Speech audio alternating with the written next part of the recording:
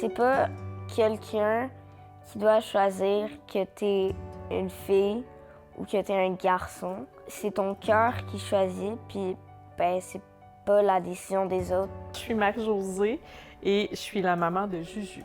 Et ben moi c'est Juju, puis j'ai 11 ans. Toi, mettons, tu te souviens quand que ça a commencé? Vers mes 4-6 ans, c'est là que je voulais vraiment changer de personnalité. Juju, elle a exprimé qui elle était, puis son plus grand souhait dans la vie, c'était d'être une fille. La première étape, c'était de la laisser explorer. Donc, le lendemain, on est allé magasiner, puis on l'a laissé choisir tous les vêtements qu'elle voulait. Fait qu'évidemment, on est allé acheter des robes à paillettes, puis des collants, puis des chandails flash. Puis après ça, on est allé faire quelque chose de spécial aussi, que papa a fait avec toi, parce que ça, c'était une demande que tu voulais vraiment beaucoup. Les boucles d'oreilles. Les boucles d'oreilles, on a fait percer tes oreilles.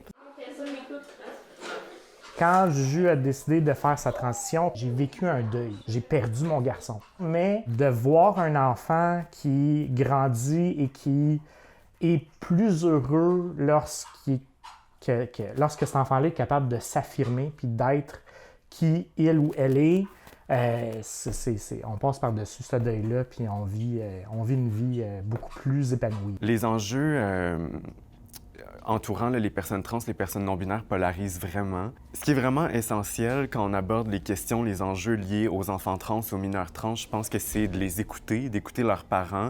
Idéalement, on a le soutien des parents, on a le support des parents là-dedans. Je pense que c'est essentiel de prendre des décisions en ce qui concerne, par exemple, la médicalisation et tout ça. C'est vraiment important de prendre ces décisions-là avec des professionnels de la santé, puis toutes les personnes qui sont impliquées finalement dans le suivi de ce jeune-là.